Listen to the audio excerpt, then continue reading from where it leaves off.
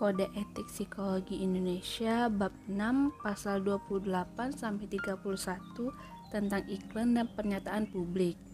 Iklan dan pernyataan publik yang dimaksud dalam pasal ini dapat berhubungan dengan jasa, produk atau publikasi profesional psikologi dan atau ilmuwan psikologi di bidang psikologi, mencakup iklan yang dibayar atau tidak dibayar, brosur, barang cetakan, daftar direktori, resum pribadi atau kurikulum vitae, wawancara atau komentar yang dibuat dalam media, pernyataan dalam buku, hasil seminar, lokakarya, pertemuan ilmiah, kuliah, presentasi lisan di depan publik, dan materi-materi lain yang diterbitkan. Pasal 28 mengenai pertanggungjawaban. Yang pertama, psikolog dan atau ilmuwan psikologi dalam memberikan pernyataan kepada masyarakat melalui berbagai jalur media, baik lisan maupun tertulis, mencerminkan keilmuannya sehingga masyarakat dapat menerima dan memahami secara benar agar terhindar dari kekeliruan penafsiran serta menyesatkan masyarakat pengguna jasa dan atau praktik psikologi.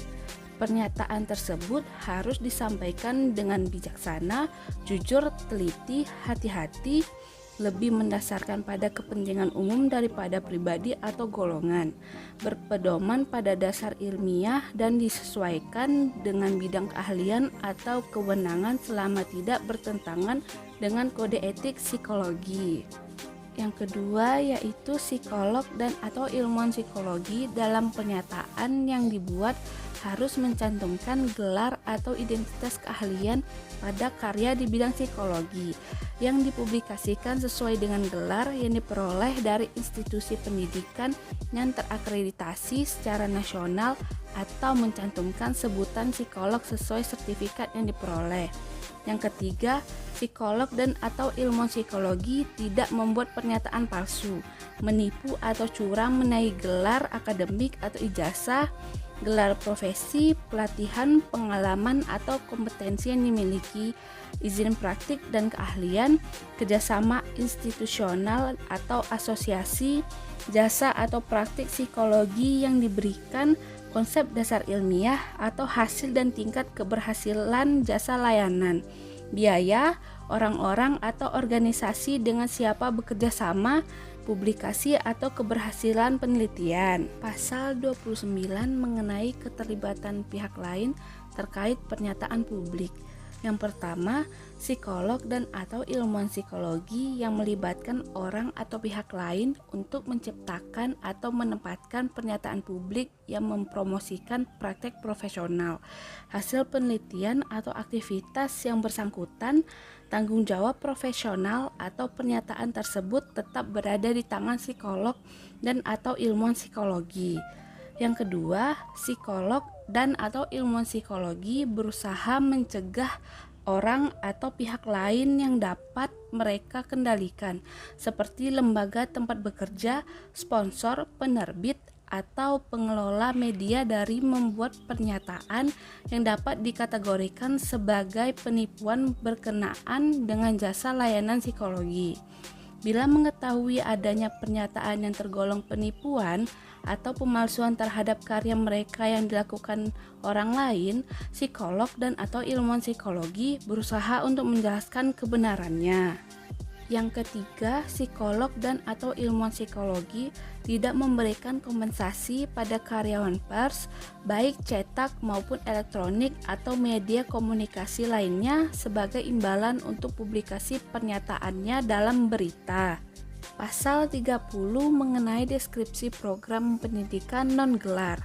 Psikolog dan atau ilmuwan psikologi bertanggung jawab atas pengumuman katalog, brosur atau iklan, seminar atau program non-gelar yang dilakukannya.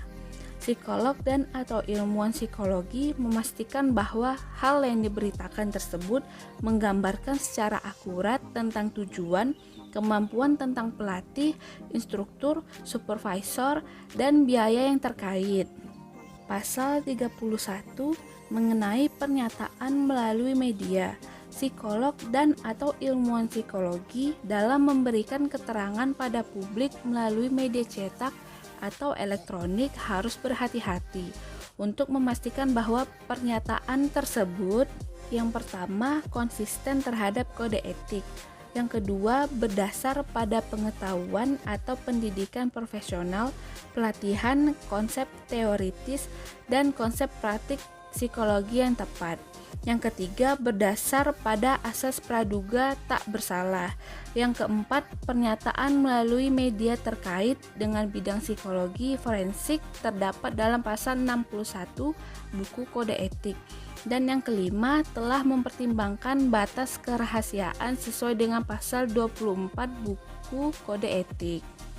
Contoh kasus dari National Geographic Indonesia, kata psikolog tersangka pembunuh Ade Sarah tunjukkan gejala psikopat. Ade Sarah Angelina yang berumur 19 tahun ditemukan warga di Tol Bekasi dalam kondisi meninggal dunia. Investigasi mengarahkan kecurigaan polisi kepada Hafid yang berumur 19 tahun merupakan mantan pacarnya. Berdasarkan keterangan dari Hafid, diketahui ternyata ia dibantu oleh pacarnya Ashifa yang juga berusia 19 tahun. Pasangan kekasih yang telah ditahan di Polda Metro Jaya ini menulis pesan duka cita di Twitter dan Pas. Hafid juga datang melayat ke RSCM. Pelaku dan korban saling mengenal karena ketiganya bersekolah di SMA yang sama. Menurut psikolog klinis dari Fakultas Psikologi UI berinisial WW mengatakan kepada media massa bahwa tindakan itu menunjukkan adanya kecenderungan tersangka mengalami gangguan kepribadian yang disebut dengan psikopat. Analisis kasus. Penilaian sepihak yang dilakukan seorang psikolog dengan langsung menjudge atau memvonis bahwa Hafid dan Syifa adalah seorang psikopat tanpa memeriksa langsung keduanya sesuai dengan prosedur praktik psikologi adalah pelanggaran kode etik.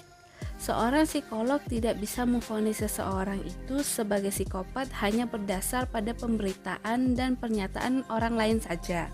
Psikolog yang menyampaikan penilaian tersebut tidak bertanggung jawab atas pesan yang disampaikannya dan menjerumuskan masyarakat pada informasi yang salah. Dalam hal ini, psikolog-psikolog yang menyampaikan pesan tersebut ke media massa melanggar kode etik. Yang pertama, pasal 28 mengenai pertanggungjawaban poin A. Yang kedua, pasal 31 mengenai pernyataan melalui media. Seharusnya psikolog mempertanggungjawabkan apa yang disampaikan dengan bijaksana dan hati-hati. Daripada memvonis kedua orang yang saat itu statusnya masih terdakwa sebagai psikopat, seharusnya psikolog menyampaikan kepada media massa agar masyarakat menunggu proses hukum dan evaluasi psikologis dan tidak memperkeruh suasana dengan penilaian gegabah. Yang ketiga, psikolog seharusnya konsisten terhadap kode etik dan menyadari bahwa pesan yang disampaikan kepada media massa bukan sebagai pribadi tetapi statusnya sebagai psikolog. Yang keempat, psikolog seharusnya tidak memvonis terdakwa tanpa proses praktik psikologi yang tepat. Dan yang terakhir, psikolog seharusnya memberikan pesan dengan asas praduga tidak bersalah sesuai dengan pasal 31 karena status individu yang diduga melakukan pembunuhan masih terdakwa, bukan tersangka.